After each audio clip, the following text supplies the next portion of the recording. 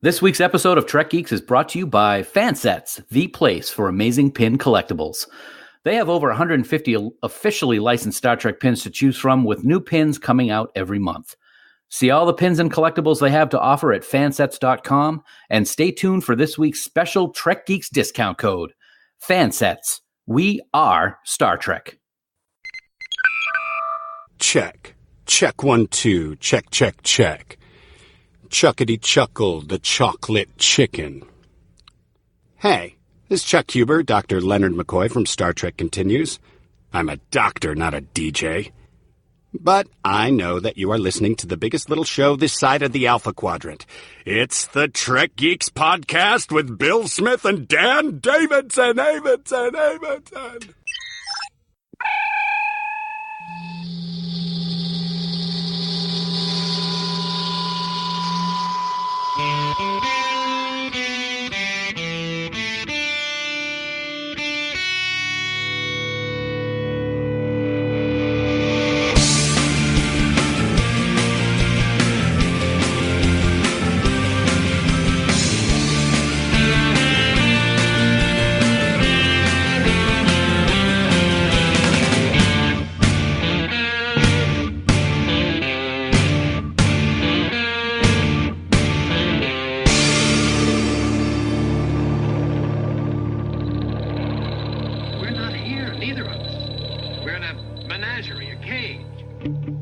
From a remote Starfleet outpost on Planet X, it's the biggest little show this side of the Alpha Quadrant, your independent Star Trek podcast. Greetings, everyone. Welcome to Trek Geeks and episode number 156. I am your co-host, Bill Smith. So great to be here with you. You know, we've been talking about a lot of serious stuff lately, and we're going to change it up a little bit, kind of like they would do on Star Trek from time to time, and talk about an episode that's just really fun. We're going to have a great time today. And of course, by we, I do have a co-host. He's with me every single episode. You might know him as Captain Jerkface, Spaceman Last Class, disappointment to the Earth, friend to intergalactic evil, at no one's service, I assure you. He's the largely serialized Dan Davidson, and buddy, you should just get right in that rocket ship of yours and blast on out of here. I like to call myself master of the podcasts. No. Not even remotely true. Sorry. No, it's great to be here. I'm looking forward to this. It's going to be a lot of fun. Like you said, it's such a fun episode. Of course, Bride of Chaotica is what we're talking about with Captain Proton, Tom Paris's favorite character on the holodeck. And this is something that, you know, with Halloween coming up right around the corner, I thought it'd be kind of fun to have a discussion like this about an episode that's not what we would expect in Star Trek, but yet is so much fun to watch anyway. And I'm ecstatic that we're talking about it today, man. Well, this is brand new Trek for me, right? Because this is one I've never seen before. For those who are new to the podcast or perhaps don't know the backstory, there's a lot of Voyager I just haven't seen. Right. I've tried to get through it several times. It just wasn't, for me. I would get frustrated with it, but, and going back, I've got a new appreciation for Voyager. And I'm slowly, learning to love it because I want to be a completionist. It's really the only series I haven't seen every episode of multiple times. So we decided to tackle something like this just because it is such a neat episode, and I think it's going to be a fun discussion today. It's going to be a lot of fun. I saw that you posted over the weekend when you were watching this. I loved what you said. You had a screenshot and just this episode is hilarious. #podcast homework. And as soon as I saw that, I'm like, oh, this is going to be a fun conversation. Well, that's the thing. It is intentionally, we'll talk about this later, but it is intentionally funny, like some of the most creative Star Trek episodes. And I think that's an aspect that we will explore later on in the episode. But for now, Dan, how might people explore sending us their thoughts, comments, messages, and other space communiques via telegraph? Oh, I like that. Okay, it is so easy to get in touch with us, Bill. Just head right on over to trekgeeks.com/contact, and there you will find a variety of ways to get in touch with us. Very easy. Bill and I want to hear from you, so please take part in the fun by leaving us a voicemail, Skype chatting us, filling out the contact form, and typing out a personalized message, or just click on that big blue button on the right side of the website and leave us a message with your very own voice using SpeakPipe. And please don't forget, the place to be on Facebook is the official Facebook group Camp Kittimer. Bring your Trek talk, your Trek picks, and your Trek love over to the site. And as we keep mentioning, join over 1,000 fellow Trek fans to talk about anything that is on your Trek mind. And also, it's back. It's the Friday Commute Celebration. Bill and I will be doing this every week, lip syncing. And if we can't get it there on the site, we'll get a way to get it to you. Trust me. And to join the group, just head right on over to facebook.com/groups/Camp Kinnemer to be ready to take part in all the fun. And as always, we'd like to thank Heather, Jackie, and Dan, our amazing admins, for all the work they do over there on CK. But please remember that any comments or messages you leave us in any of these places may be used in a future episode. Bill. I wish you showed half that much excitement when you podcast normally. I just look at my partner and it just sucks all the life out of me. You're not even looking at me now, so shut your face. We cannot, overstress how amazing and important Heather, Jackie, and Dan are in the scope of Camp Kinnemer. Without them, that group just doesn't work.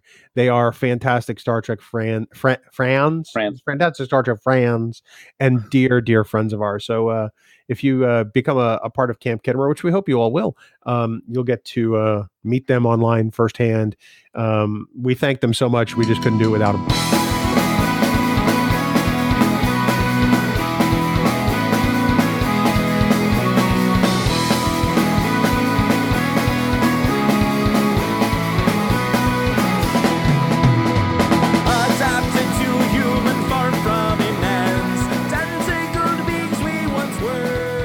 Friends, it's time for the news from TrekNews.net.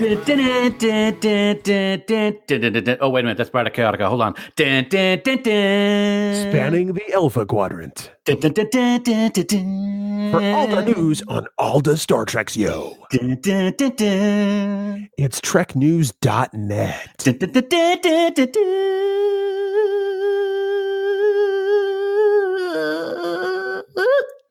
That makes for fantastic podcast listening. Let me tell you that right now. Online at TrekNews.net. Dan, we got a lot to talk about this week, but up first is something that we've been meaning to mention, and then we get to recording and wind up off on tangents. So we want to tell everybody about a guest appearance we both made on a Star Trek podcast with a good friend of ours. Very good friend, very good friends, I should say. Absolutely. Bill. Yeah, it was great. Beginning the Trek, very interesting concept for a Trek podcast. Our friend Jessica Ray is new to Star Trek, so she was watching specific episodes picked out by her friend Andy Goldberg, and then they podcasted about all of these special episodes. I believe he picked out 50 over the course of a year for her to watch to become involved in Star Trek, and it spanned all of the different series. And she had a great time, and like I said, every week they would talk about it on Beginning the Trek. And we got to join them on their wrap-up episode just a couple of weeks ago, along with our good friend John Champion. And we had just a fantastic time. It was a lot of fun. It was interesting to get a take of Star Trek from someone who was seeing it for the first time, who was older, because as you know, Bill, we started Star Trek when we were just young lads. Aye, that we were. It really was a great conversation. It's interesting because, and I talk about this on the podcast to some degree, it's interesting to see the line of demarcation between Mission Log and John and Ken and Trek Geeks, Bill and Dan, where we make your face jokes. Right. Right. Because your face. Because your face. No, there was a lot of great discussion about our Star Trek fandom, about how we watch Star Trek. And I thought it was interesting to hear, the process by which Andy and Jessica went through. So I want everyone to checking it out, beginningthetrek.com, I believe it is, or if not, we'll post a link in the show notes too. So Dan, moving on, as everyone knows, we just love Star Trek Deep Space Nine, and we are continuing to enjoy our year-long 25th anniversary celebration. One of the things you and I are looking forward to the most is the long-awaited DS9 documentary, What We Left Behind. And I can hardly believe it, but this film is right around the corner. Oh, it certainly is. It's even closer than you think, man, because last week in Hollywood and then again in New York, special backer screenings were held, and the reviews have been absolutely stellar. As we record this past weekend at Destination Star Trek in Birmingham, United Kingdom, the world premiere of the documentary took place. I cannot wait to see this. I'm excited. I'm passionate about Deep Space Nine, as everyone knows, and every little tidbit that we've gotten about this documentary has just been great. I'm a proud backer. I know you're a proud backer, Bill, and I'm certain that this is going to be a huge success, and I just can't wait to review it in a future episode of the podcast. To be honest with you, I've been following the comments from DST, Destination Star Trek, all weekend on social media, and 100% of people who watched the premiere absolutely loved it. People were laughing, people were crying. They wanted to watch it again immediately. It sounds like it's the kind of film that we had hoped it would be, and I honestly cannot wait. I can't wait. One of the things I'm most looking forward to seeing is when they originally came out with this backer project, they were talking about how they're going to be making some scenes in HD, some battle scenes, but then they came up with a new perk just a couple of months ago to add some additional HD to this project. And I can't wait to see it. We saw a very small example of this HD in a scene with Garrick, and it just was phenomenal. And I can't wait to see it. It's coming soon. And people may want to pay special attention to the music over the end credits, because you might know which band it is playing the DS9 theme. That's all I'm going to say, Dan. I'm not saying another word. If only that were true for the rest of the podcast. But Dan, we don't talk Star Trek comics very much, but recently we have a reason to talk about it now. Yeah, we do. Yeah. Oh, do you want me to talk about it right now? Okay, yeah, that'd be good, really. Sorry. Yes. We have talked about Star Trek comics a little bit. IDW has announced some of the titles that we can expect in 2019. And first up, oh, Bill, this is a good one. It's Star Trek versus Transformers. Yes. And it's the thrilling conclusion of this 5-book comic book thing. So it's very exciting. The Klingons have teamed up with the Decepticons, while the Federation works with the Autobots to merge Cybertronian and Starfleet technology to prevent total annihilation. Dun, dun, dun. As corny as it sounds kind of cool. It actually sounds fun. It does. It does sound fun. Also coming up from IDW is Star Trek IDW 2020. Actually, IDW is kicking off their 20th anniversary, and they're going to do that with an amazing looking story about Picard when he was captain of the USS Stargazer, along with his trusted officer, Jack Crusher, first officer. So that ought to be interesting too. Of course, a lot of the talk these days is about the new Picard series, which will be coming out, taking place after Nemesis. So getting something in the past with Picard is always good. And finally, Bill, the Q conflict #1 of 6 is going to bring all of our favorite captains together. That's Kirk, Picard, Sisko, and Janeway. And they're going to go head to head in a competition that will determine the fate of Earth and beyond. See, it all sounds like Bride of Chaotica. It's so awesome to be talking about this today. And beyond. Very nice. Sorry, I had to do that. That's good. I have to say, there's a lot of creativity coming out of the Star Trek comics these days. And I've downloaded a few within the last few months and read them, and they're telling great stories, kind of like, the way the novels have done for years. Mm-hmm. So if people are looking to expand their fandom or at least enhance it somewhat, I tell you what, these comics are doing a great job. It really is good. And I, for one, love seeing the different types of artwork it's associated with all of these comics. I collected comics when I was a kid for years and years. I was a big Marvel guy, so I didn't have a lot of Star Trek comics when I was a kid, but seeing them now, it really is kind of neat to see how art in comic books has progressed over the decades, because they do a really great job. They really are. So everybody should check them out. I mean, I intend to check out the 2020 with the Stargazer because, well, Picard. Mm-hmm. Hello. Right. But it sounds like I'm going to be, I'm an e-guy. So, I mean, I like to download my comics to my iPad. I know people love the physical books, and that's awesome too. But I just, it's hard enough for me to remember to download them on my iPad, let alone to go to a comic store. That's true. Very good point. Because I'm not that bright. Not at all. No. Finally, Dan, the time has come. As this episode drops, you and I are going to be less than 48 hours away from our trek to Albany, New York for the Northeast Trek Con. You and I are so excited about this. We cannot wait for this fun weekend coming up in Eastern New York. Oh my God, dude, it is going to be so great. From Friday, October 26th to Sunday, October 28th. As everyone knows, Northeast TrekCon will be in full swing with a huge lineup of guests that include Garrett Wang, Bob O'Reilly, J.G. Hertzler, Nicole DeBoer, Chase Masterson, Jeffrey Combs, and that's just to name a few. I could keep going, but we have a podcast to do. There's a ton of people that are going to be there. And also, very excited about this, on Sunday, Bill and I are going to be taking part in a panel called Podcasting 101 with our great friends Ken Tripp and Brendan Shea Mutala from Trek FN and Sue Kissenweather from Women at Warp. And it's going to be hosted by the one and only Garrett Wang. So we are thrilled. We look forward to a fun weekend and hope that many of you will be able to swing over to Albany, New York to Northeast TrekCon and say hi to us Trek Geeks. Harry Kim is going to outrank everybody on that stage, and I think it's the only time in his career he'll have been able to say that. And it's about time. It's about damn time. Plus, we want to remind everybody that while we're at Northeast TrekCon in Albany, please come by our table in the vendor's room. We're going to be raffling off the Fansets Deep Space Nine 25th anniversary set, which is just gorgeous, and we're going to be raffling off chances to win it. Some lucky convention attendee is gonna win that set, and we're excited. All the proceeds are going to benefit the American Cancer Society, and we've been supporting them all October long during Breast Cancer Awareness Month. Dan, did you know that the approximate retail value of that Deep Space Nine 25 set is $225? I did know that, Bill, because I'm out $225 when I bought mine. Same here. But yeah, go ahead. I was going to say, we got to thank our friends at Fansets for, first of all, putting out an incredible product, because this set is amazing.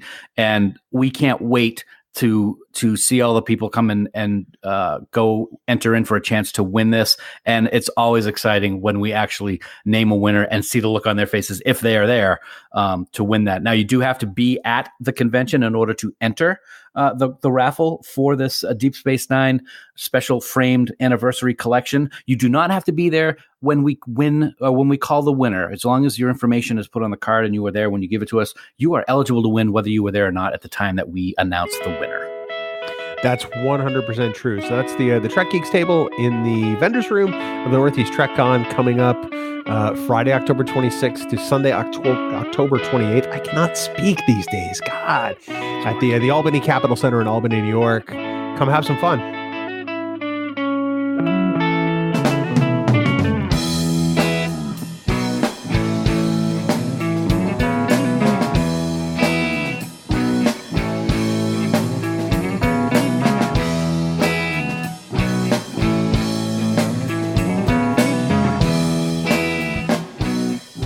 Hey, Bill, the guys and gals over at Fansets are hard at work, as always, to bring us amazing new Star Trek pins. And, it's just not Star Trek that they do. It doesn't matter if you like Trek or Harry Potter or Alien or Firefly or even the DC universe, just to name a few. Chances are that they have a pin and a pin collection for you. The first time we saw the Fansets line of pins, we were at STLV just a couple of years ago, and you and I were both bowled over by just the sheer array of pins at that point. Mm-hmm. I mean, their selection is amazing. The art is amazing, and the quality is bar none. I mean, I'm going to go on record and say that also is amazing. It's why you and I are huge, Fansets fans and customers, and why we're proud to have them as part of our show. You know what else is amazing, Dan? Your face? Well, yeah, it is actually. But I'm talking about the new Star Trek pins that are scheduled to be released in November. You and I got ourselves a sneak peek, and people are not going to be disappointed at this. First up at the beginning of the month, again, can't speak, is the Xindi Aquatics Starship.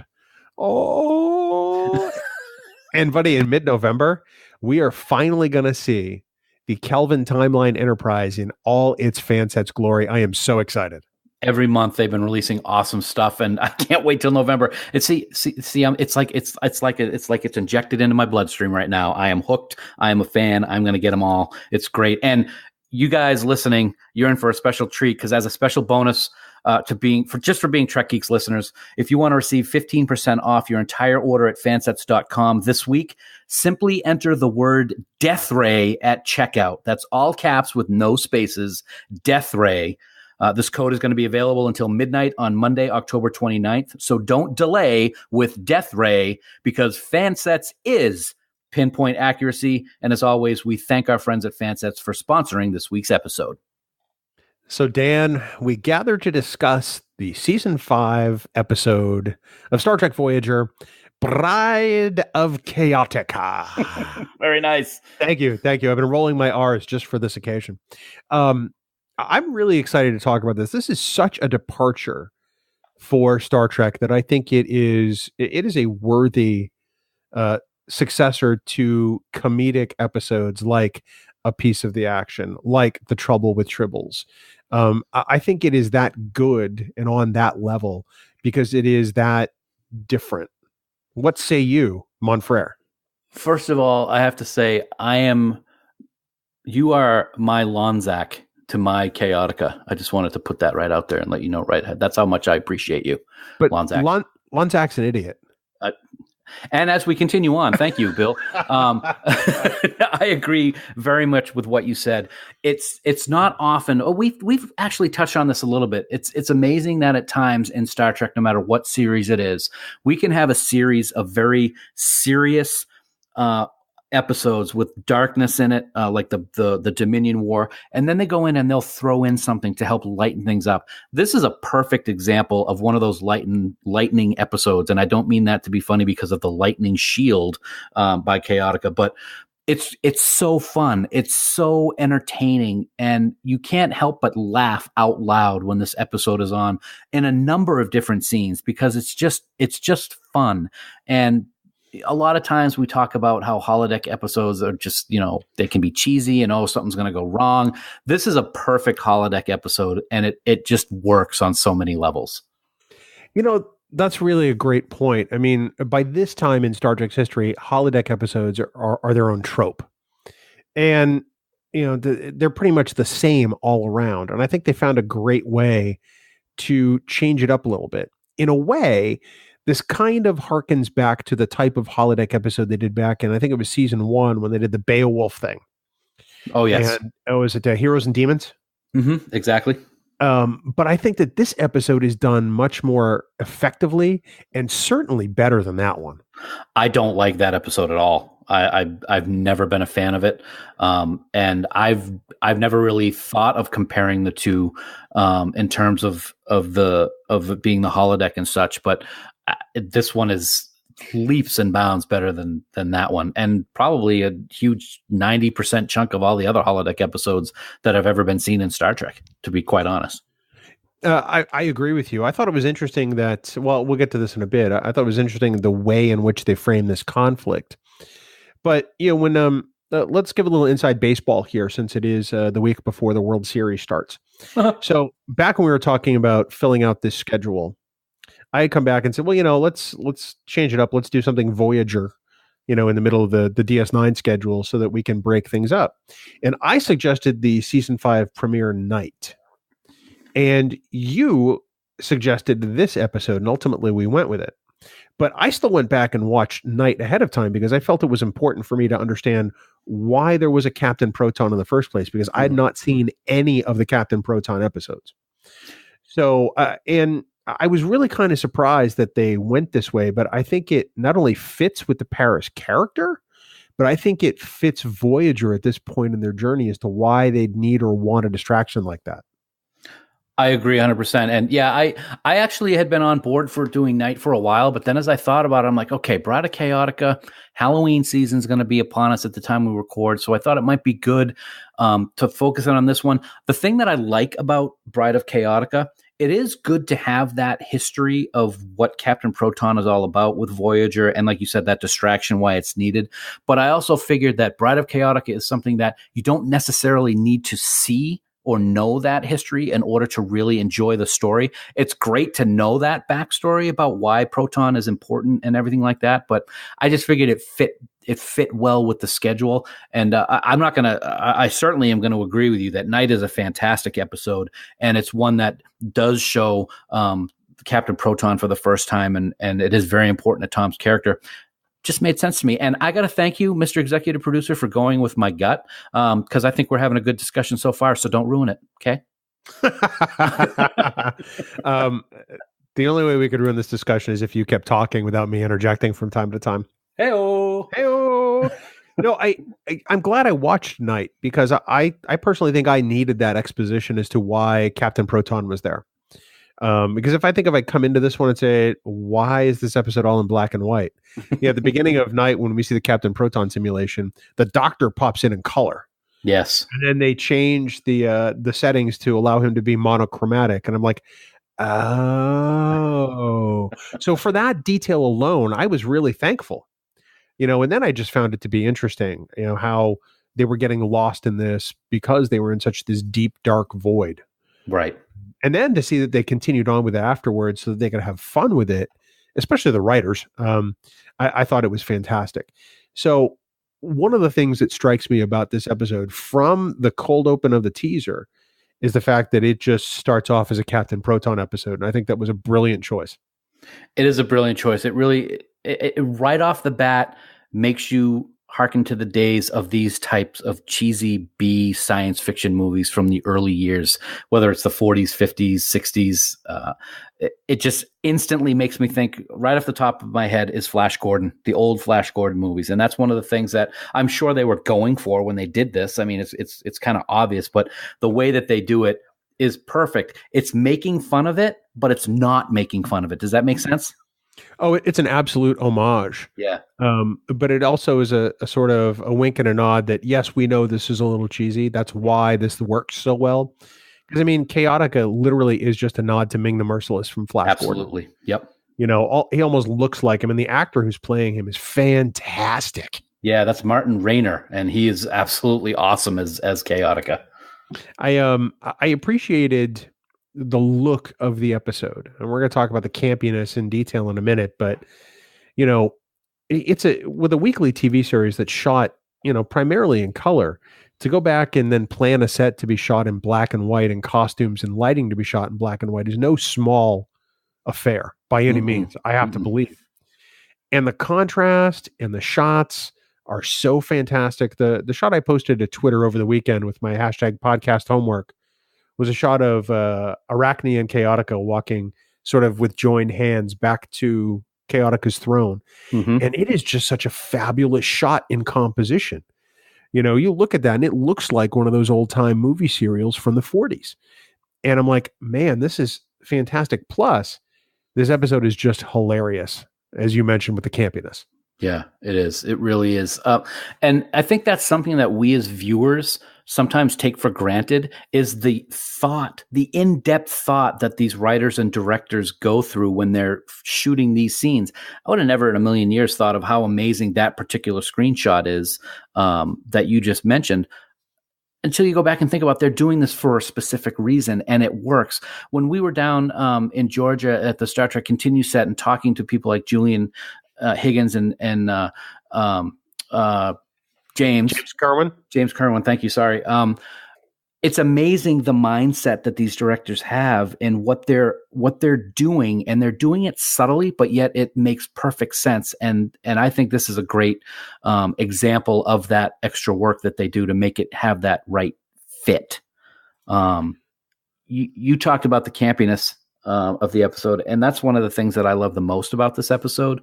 Things like the death ray and the lightning shield and just some of the names like Queen of the Spider People and Satan's Robot.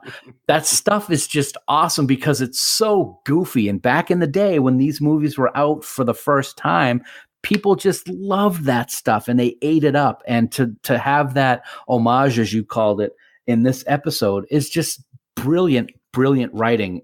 I never liked those movies, to be honest with you, back in the day, because I was born later. So it was kind of like, okay, this is kind of corny, but it's just so great in this episode. Well, it's interesting to me. Kudos to Brian Fuller and also to Michael Taylor for coming up with a story for this. Now, it's interesting because we've talked a lot about Michael Taylor recently without necessarily intending to, because Michael Taylor also wrote The Visitor and In the Pale Moonlight. Right. So I'm finding very quickly that I'm becoming a huge fan of his writing, at least in the scope of Star Trek, because I didn't really realize that I was until now. It's such a I think it's a wonderfully magical and fun script. And that's something that Voyager didn't really get a chance to do very often. Right. I mean, they always, they need to get home. That was always the prime directive, so to speak. See what I did there? Sorry. Yeah. But don't worry, my sarcasm will be better. Trust me. Will it be? You don't expect, like I said before, you don't expect this type of episode. We were used to, in the late season of Deep Space Nine, the Dominion War, and Voyager is now being threatened by the Borg all the time, and Species 8472, and you don't expect to, after 1 week of having whatever happened the week before, which I can't recall at the moment, this happens, and it's just a fun, laughable episode, and I mean laughable in the positive, that you're laughing throughout the episode. And there are Star Trek elements to the episode also, which I think is important, with these photonic beings that get brought onto the holodeck, and they think that this is what is really going on. I think it's a great first contact episode when you really think about it. It is, but we essentially lie to these aliens that we're making first contact with, which is not exactly in the Starfleet tradition. Mm-hmm. This is an episode where the A plot is usually the B plot in another episode. And the B plot is usually what winds up being the most Star Trek thing in any other episode of Star Trek. Mm-hmm. It's like you said, meeting these transdimensional photonic alien life forms on an exploratory mission. It seems like it would be the really important thing of the episode. And in a way it is, but advancing it through the Captain Proton story is really what makes this episode work. So they decide to send the Doctor in as the president of Earth because the trans-dimensional photonic aliens don't understand that, this is all fake. It's they see a photonic world. They're like, hey, we know you. We know what this is. And none of the humans register to them as life forms, which I find is fascinating. Very, yeah. Think about this. We're talking about photonic life that isn't necessarily computer generated. Hello, this should be the most Star Trek thing in the entire episode. This is a concept of life that we haven't really bridged outside of the Doctor or some certain TNG episodes before. Yet we found another dimension where that's a thing. Yeah, that's pretty amazing. I liked how they manifested themselves as like FBI agents or something. It's like, can you just like show up as anything because you are a photonic being? That's kind of cool. That's like more awesome than the Wonder Twin powers. I mean, it's just kind of cool that you can just beam in as anything. They could have beamed in as bad guys if they wanted to, based on what they were seeing. They could have been on Chaotica's side. Who knows? I mean, it opens up a whole new thought process to how life in this other dimension, and it's not the fifth dimension, could be. And it's another thing that I really liked about the episode. The other thing I liked about them, Bill, is when they were seen, those openings where they would come through were in color in the black and white version of Captain Proton. I thought that was a very cool thing as well. To me, there's almost a little bit of a Galaxy Quest element to the photonic aliens, because they're looking at this holodeck simulation, this monochromatic holodeck simulation, and they're treating it as though it's an actual world, almost like the historical records in Galaxy Quest. So it's kind of a show within a show, almost, in a way. And I think it's just written really brilliantly in this case. It is. I never thought of that. I also liked the exterior shots, especially of Chaotica's fortress or his castle, whatever you call it. And it's just another perfect example of the campiness. How are we supposed to get up there? Oh, there's one tunnel right here that we can go to get all the way up to the castle. It's just great. And I liked the way that they were able to make the set look the way it did, both exterior and interior shots. Like, I don't know if you noticed this, but Captain Proton's bridge, to me, looked like it was the transporter room redressed. I hadn't noticed that. There's one area where it looks exactly like the transporter pad, the shape of it in the background. You'll have to go back and see if you agree with me on that. Okay, no, that's really good to know. I hadn't thought about that at all. Going back to Chaotica's lair, his evil lair. Very nice. If that shot had been in color, that could have just stepped out of the original series, because because it looks like something that comes from that kind of sci-fi of that era or earlier. The elements like Satan's robot, which it looks even more laughable than the robot on Lost in Space. I love it whenever Satan's robot shuts down or gets dejected, his arms go all the way to the floor with those dryer tubes or whatever they are. I'm like, oh, wah. I do like how Satan's robot starts working for Captain Proton in this episode. That's kind of cool. Well, he rewires him and changes the tube, don't you know? It's just Tuvok's, the look on Tuvok's face when he pulls out that tube. He's like, okay. But hey, that did everything. It fixed him. Can we talk a little bit about Tuvok in this episode? Because he is the ultimate straight man. Yes, he is. Absolutely. Let's talk about him, Bill. Let's. The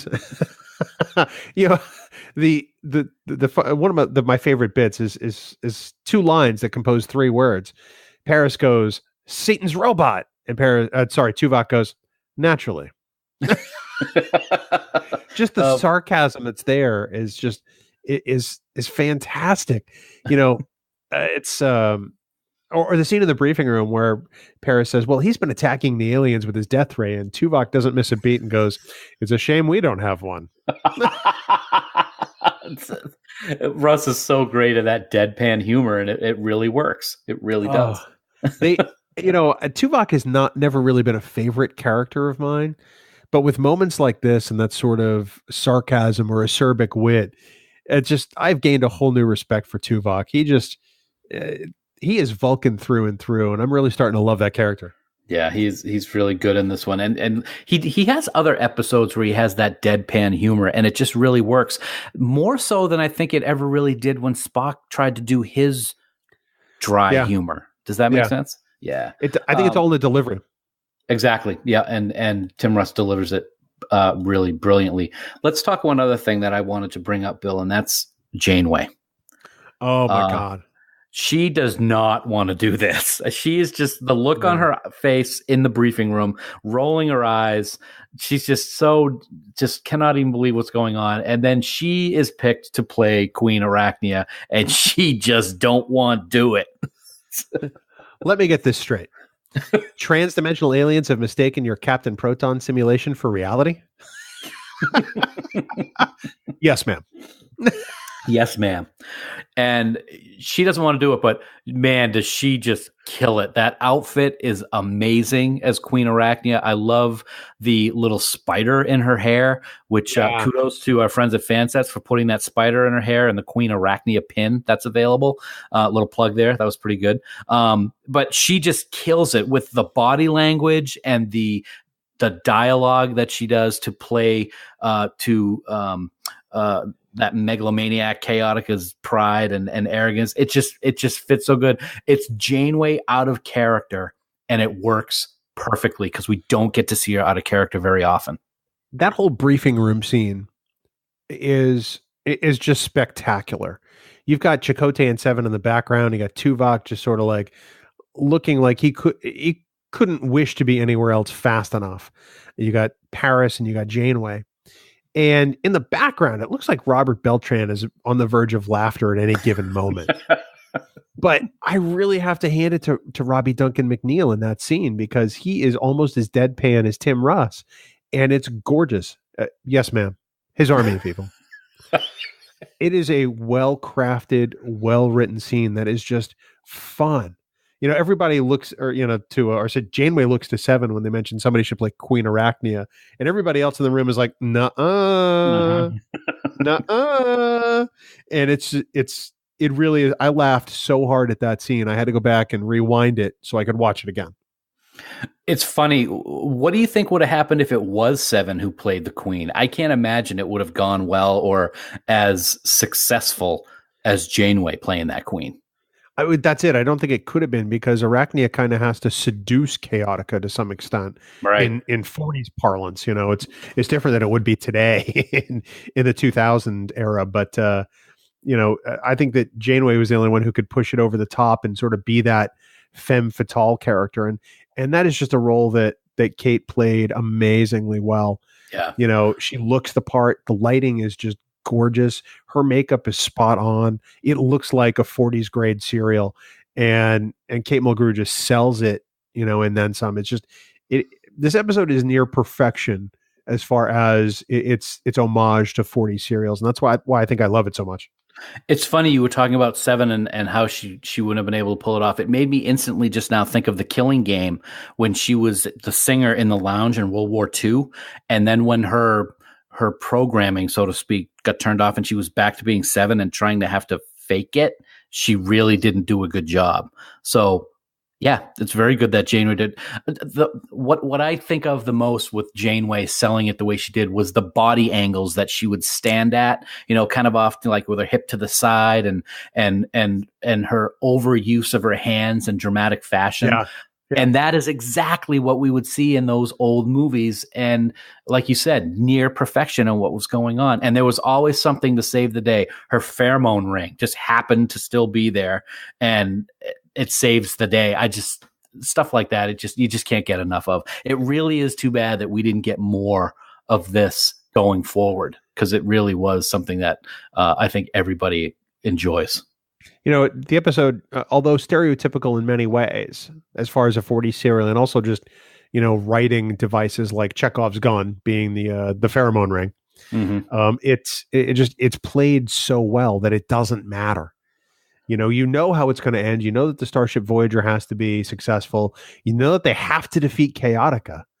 And it almost doesn't matter how it gets done, but it's done so well and so humorously that that's what makes the episode so fantastic. I love the fact that they can just talk into a giant microphone on either the ship or in his palace, and everybody can hear what's going on. It's another perfect homage, as is stereotypical, as you just mentioned. I thought it was funny that we had one beautiful blonde whose only lines in the episode were to scream, and that was Constance Goodhart. I thought that was another great callback. It was fantastic. I just think it's great that Captain Proton, defender of the universe or whatever his title is, has a secretary on board a rocket ship. Can we just talk about that? Yeah, let's talk about that. And she dies. She's not supposed to die, at least not until chapter whatever. I thought that was another brilliant callback. He knows everything that's going to happen in the Captain Proton stories, and when things start going not as they're supposed to based on the stories, he knows something's up. I thought that was pretty cool too. Well, it's kind of like Picard with the Dixon Hill stories, right? And First Contact, it's like, oh no, this is the right chapter, and they advance to the band playing "Isn't It Romantic?" So I think it's great that the characters have that inside knowledge because it helps propel the story along. But I think it also adds nice depth to the character. We learn a lot about Paris between those two Captain Proton episodes. We know of his love of antique entertainment. And this just solidifies why it's so great, or why he's so fascinated by it. Yeah. And really, first officer's name is Buster Kincaid. How 40s can you be? It's just, and the scene where Paris and Kim are trying to head back to the rocket, and they encounter what's his name, the Lonzak. Lonzak and the henchman, and they just sort of take out their guns and shoot him like Indiana Jones shooting the guy with the whip. Like, really? Nice. Really? Yeah. Pew. I gotta hand it to Nicholas Worth. He played Lonzak. He was great for that role as the big hulking menacing number one to Chaotica, but he's just dumb as a stump. Well, and then the way he falls for Arachnia when the pheromones are released later on. I mean, it is so campy and silly, but it is just played so well. All you can do is laugh, and that's the beauty of it. It's good to have episodes like this when you're trying to get away from the Borg all the time. We've talked a lot about Deep Space Nine this year during the 25th anniversary. And there have been a lot of heavy, serious episodes that we've talked about recently. And I really think that this was a great way to sort of mix up the podcasting experience, not just for us, but for everybody who listens to Trek Geeks, because this episode is it's a great downshift mentally. And if you're watching Voyager, the same is true, because at this point in Voyager's arc, I mean, things look pretty bleak. Yeah, they do. So for them to have this kind of fun episode that still presents a very Starfleet-like problem, I think is really just a great turn. I think it is too. One of the things I did want to also mention very briefly is we've talked about this several times on Trek Geeks is how important the music can be in some of these episodes and how it's important to have a score that is its own character. And I believe the musician who did this music for Bride of Chaotica is David Bell. The music for this, the Captain Proton music, is fantastic. It's actually available on one of the discs that has various musical scores throughout the Star Trek universe, and it's great. It's got campiness to it. It's got a lot of that genre back in the 30s music, and it was brilliantly done and fits perfectly. It doesn't sound like it's just thrown in to make it work. It works, and it blends in just beautifully in the whole episode. So I have a funny story about that. Okay. So I've listened to a lot of podcasts, and back in the day, I used to listen to Tristan Riddell and Charlene Schmidt on Trek FM's To the Journey. And it would start off with this theme that kind of had this sort of 40s-esque serial, movie sound, and then pop into something a little more current. And I didn't know until I watched this episode that the music that actually starts off the beginning of that podcast theme was actually from Bride of Chaotica. That's awesome. It's great. I've actually pulled up that music at work when I'm working on something and need to focus and don't want to be distracted. I'll put on the Chaotica suite, as it's called, and it's just fantastic. I messaged Tristan over the weekend and said, I told him that story, and he's like, yeah, that's hilarious. Who are you again? New phone? Who dis? No, it wasn't that. It was, he couldn't, because I wasn't necessarily a Voyager fan, but yet I listened to the Journey because I think it's a fantastic podcast. Mm-hmm. And it's kind of given me an appreciation for starting off Voyager again. So, but yeah, it was nice to finally be able to put those two things together because I had no idea where the music came from until I watched this episode. So I'm not that bright. No, you're not, but it's good music anyway. So fun fact, as I learned from Camp Kittimer, and thanks to Jeffrey Harlan for posting this on my post about Bride of Chaotica, they made this episode while rebuilding after the bridge set was damaged in a fire, which I did not know. So that's why so little of this action, I'm sure, takes place on board the Voyager bridge. Yeah, and he said that was one of the nuggets that he picked up from the Voyager companion. So I did not realize that. So there is still lots of things to learn about the Star Trek universe. That's and really I think this is a fascinating choice. That is fascinating. It's interesting because a lot of there were a couple of scenes that took place in stellar cartography, and I'm like, why are they here? It didn't really make a lot of sense why they weren't on the bridge as much, but I guess now we know. Yes, the plot was conceived that way to keep most of the action off the bridge, and who knew? Well, apparently, lots of people that have read the Voyager companion and not us. So that's really what that boils down to. Yeah, if this isn't an episode that you've watched, or if you haven't been a huge Voyager fan in the past, like me, I mean, I admit it. I'm working through it now because I want to be a completionist. But this is an episode that is just lots and lots of fun. Kick back, just enjoy this one. Make it kind of like one of those movie serials. Pop some corn and just enjoy it because it is well worth the hour. Right. I'm going to give kind of a spoiler here, Bill, but as Voyager 25 gets air so close to us, and we're going to be doing See It or Skip It, I kind of have a feeling that we'll both be giving thumbs up to this one on that season. I can neither confirm or deny that. Yeah, it is wonderful. And I love what you just said, because I was going to say the same thing. Make some popcorn, sit back on the couch, throw this on your TV and enjoy it. It's just like watching an old movie. And it's something that I think everybody will enjoy. I'll be very interested to see what Camp Kittimer says for percentage of See It on this episode. It's got to be high. I got to think it's going to be high when we do that. So let's talk about, as we start to wrap this up, Chaotica's death scene. Because that guy just doesn't die. Yeah. I mean, he gets some really just, scenery chewing lines, and, he gets to have a final interaction with, Proton and Arachnia. And it's just, it's you almost expect him to keep going. I'm dying. No, wait, I'm still dying. Oh, woe is me. Even after he dies, in air quotes, he still gets the last word because on the monitor there's the end with the question mark and him laughing.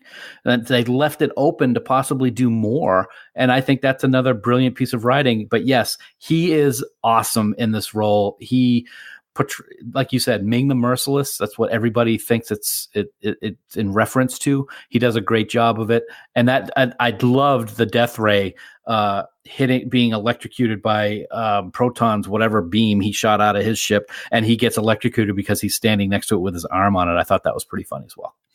The thing that gets me is that he comes back in season 7, I guess, which I didn't know until I looked it up. That's right. I forgot about that. Yes. Yeah. I'm really kind of surprised, quite frankly. But I look forward to it. I mean, obviously it's going to be a ways down the road because I think Shattered is in the midpoint of season 7. So it's 2 years after this in broadcast time. But I may have to just watch all of the Proton episodes just to kind of get a feeling for it. So that's right. That's kind of where my head's at. I completely forgot about Shattered. That's right. I'm gonna go watch it. I'm gonna watch it tonight. Actually, I'm not even lying. I don't know. I think you're lying. I'm not lying. I wouldn't be lying I wouldn't lie to our fans. I'd lie to you. Love you. Oh, in a heartbeat. Yeah, in a heartbeat you would.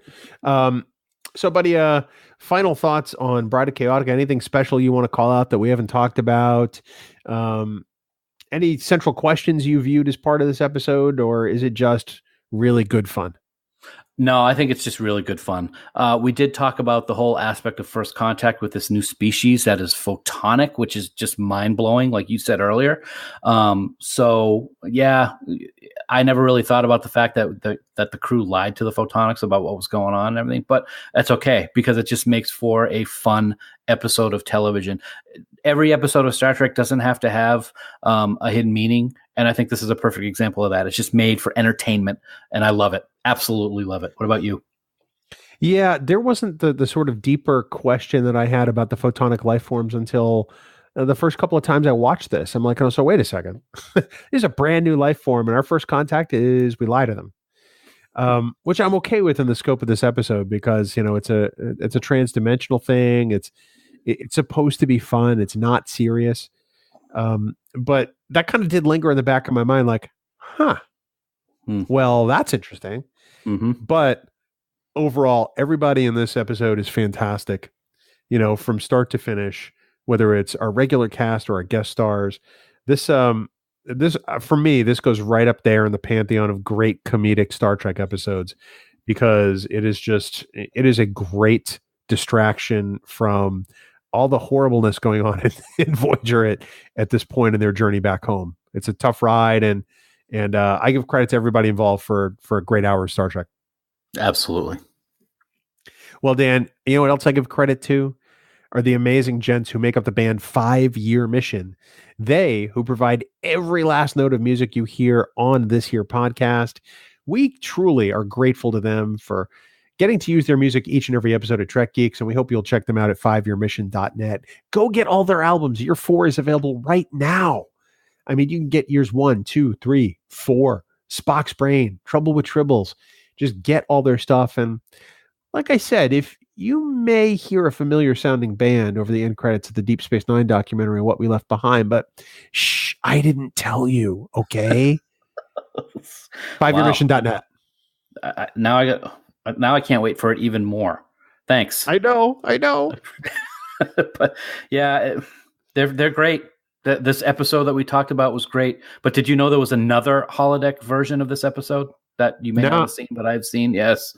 Well, I'm not a completionist, so that's very possible. Oh, that's true. Yeah, nice job, buddy. I'm glad you're a real fan.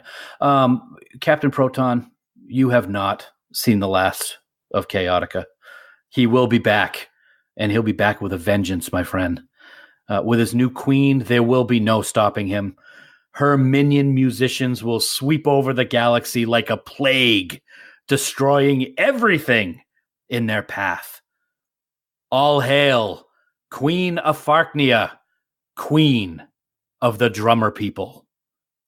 Dun, dun, dun, dun, dun, dun, dun, dun, dun. Can't wait to hear how Fark feels about that one. You've written a top-notch Farkism this week for sure, buddy. Great job.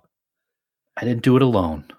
That's why it was great. Give credit. I was going to say, I got to give credit where credit is due, and this may have been one of the best because it didn't come out of my pea-sized brain. Oh, and now I have it recorded, and the whole world has heard you say that your brain is small. So good on you, Dan. That's 5yearmission.net. Go get their songs right now. Seriously, we'll wait. But until then, next week, Dan, we're going to head back over to our favorite Cardassian-turned Federation space station to talk about what has been called America's favorite pastime. Yes. And now batting for the Star Trek podcast, number 56, Bill Smith. No? Anyway, yeah, Bill, we talked about it a little bit today. Our beloved Red Sox are once again headed to the big dance. And as this episode drops, the 2018 World Series between the Boston Red Sox and the Los Angeles Dodgers will be starting. So, it seems only fitting that our next discussion revolve around baseball. So next week, it's a deep dive into Deep Space Nine's Take Me Out to the Holosuite on Trek Geeks, your independent Star Trek podcast. Yes, we've had a lot of sports ball talk this week for those of you who don't necessarily watch sports, but it's always great to talk a wonderful Deep Space Nine episode, and certainly that's on tap for next week to celebrate the end of the baseball season. So Take Me Out to the Holosuite, all new on Trek Geeks next Tuesday. Dan, of course, we want to remind everybody to check out the Tricorder Transmissions online at the tricordertransmissions.com. There you're going to find a whole bunch of Star Trek discussion that you're really going to love. They truly have something for everybody and then some. So many shows. Did you know, I think at last count, they have about 1,003,000,003 shows. I think they added one just a minute ago, so now it's up to 1,004,000,000. But the thing is, all of them are fantastic. Mm-hmm. They are just putting out some great content over there. We want everyone to check them out. And then, of course, for all the news on all the Star Trek show, please visit our great friends at treknews.net. For now, this has been episode number 156 of the Trek Geeks podcast. We do hope you all live long and prosper. Your coconuts are no match for Queen Arachnia. Can we still do that and keep the family-friendly rating on this podcast? Absolutely. I don't know what your mind's at, man, but I was talking coconuts. Music for Trek Geeks is provided by 5 Year Mission. They are writing one song for each episode of the original series. Download their music at 5yearmission.net. Trek Geeks, a Star Trek podcast, is a production of Coconut Media Works, executive producer Bill Smith. For even more Star Trek discussion, check out Discovering Trek, a Star Trek Discovery companion, available on Apple Podcasts, Spotify, and discoveringtrek.com.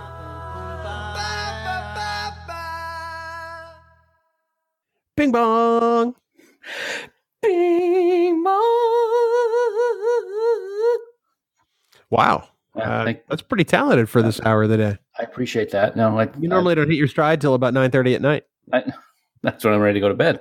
See, I'm full of energy because I haven't been up till 2 a.m. watching Red Sox games the last couple of nights.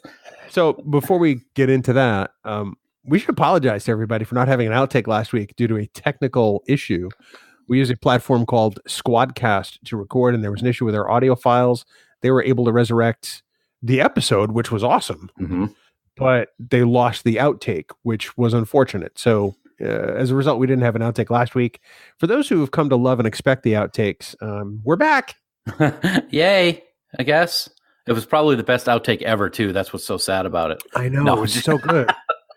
It's like right up there with the initial, coconut outtake. Wow. That's quite a pedestal to be putting it on there, Bill. It's, that was what, episode 14, STLV for Noobs? Wow. That's a long time ago. Yes. It's a way long time ago. And it's kind of like with you, it's kind of like dog years. So it's been 7 times longer. I said it, and I'm not sorry about it. I can't wait to have separate hotel rooms in Albany now. Me preaching to the choir. So our time honored Boston Red Sox are in the World Series against now the Los Angeles Dodgers as of last night, as we record this. And I got to say, it's a series I'm looking forward to for no other reason that I know Dodger fans who are being absolutely cool about this. Oh, absolutely. Well, see, that's the difference. They're not New York fans, so they're not being jerks. I said it. Yeah, I'm looking forward to it too. We haven't had a Boston LA finals in baseball and I don't know how long, but in any sport. I mean, the Lakers Celtics back in 2008, 2009, maybe somewhere like that.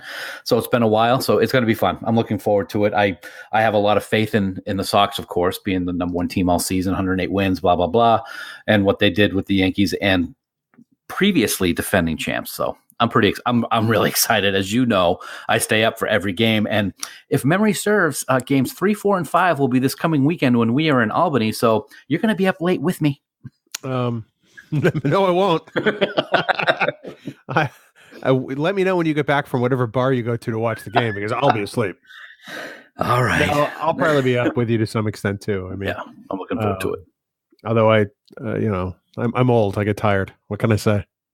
I'm tired of you. Does that count? No, you've been tired of me for like 24 years and 365 days. True. Oh, so okay. So I had another year to that. Oh, all right. I see. All right. Okay, I see your math. I like your math. You're good with math. Math is hard. No. So I was very excited yesterday, as you saw. I finally hung up my fan sets collectible framed sets.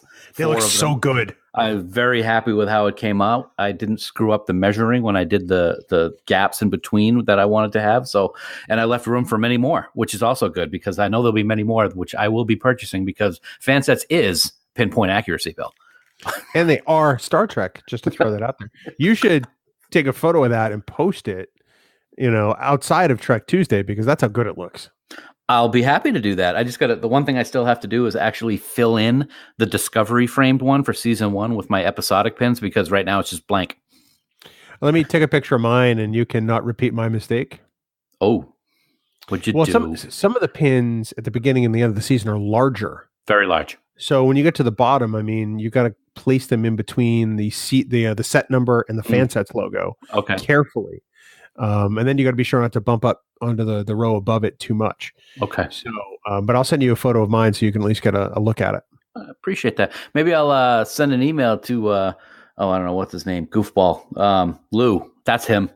And see if he has a picture of one that he has framed too, just to get an idea. He does, but 2 of his pins are in the wrong order. Well, that's Lou. So before I set mine up, I asked him for a photo so I could set mine up like his, and I noticed that I think he swapped episodes 9 and 10 accidentally. Ah, okay. I thought maybe he threw in a Firefly pin in there too. Why would he do that? I mean, because they probably have an overabundance of them in stock. No, it just devalues the set. I gotta watch Firefly. No, you don't. No, you don't. Oh my goodness. So go. I guess I'm kind of bound and determined to get through Voyager now. Well, I'm telling you, I have a new appreciation for Voyager since we started watching it on H&I a year and a half or so ago, and it was on every night. So yeah, I don't disagree with you, man. I've watched several episodes again, and I've got favorites. Of course, the one that we're doing today is like one of my all-time favorite Voyagers. So originally, I said I wanted to do Night this week, the Voyager season 5 premiere. Right. And you talked me into doing Bride of Chaotica. And although Bride of Chaotica is outstanding, I'm really regretting not talking about Night now. But we still can. I know it's out of order, but the full episode. Yeah. Because I got through that I got partway into that episode. I'm like, this episode is fantastic. It is. It's really good. It's like you see the characters in a place where we've not seen them, where we have never seen a Starfleet crew, and there's some real meaty stuff there, including Janeway's depression, which I think is probably one of the highlights of the episode, quite frankly. Yeah, it's really good. That whole idea of blackness and what it can do to people it's really, really it was great written story and one of the better of season 5, I think. I think it was a great season premiere, to be honest. I was just blown away by it. It's like, wow, how did I miss this episode when I was trying to watch Voyager the first time? It's funny. I remember very distinctly when Voyager was still on. I'm like, no cliffhanger and no cliffhanger wrap up. That's not what we're used to with Star Trek these days, but it was done good. Well, of course, the other thing, it was on UPN at the time, and it seems like local UPN affiliates would preempt things for local sports. Right. So back then, I'm pretty sure that the Bruins were still on the UPN 38 when it was UPN 38. And I'm sure it was preempted for that and then shown at some ungodly hour like 1 a.m. on a Saturday night.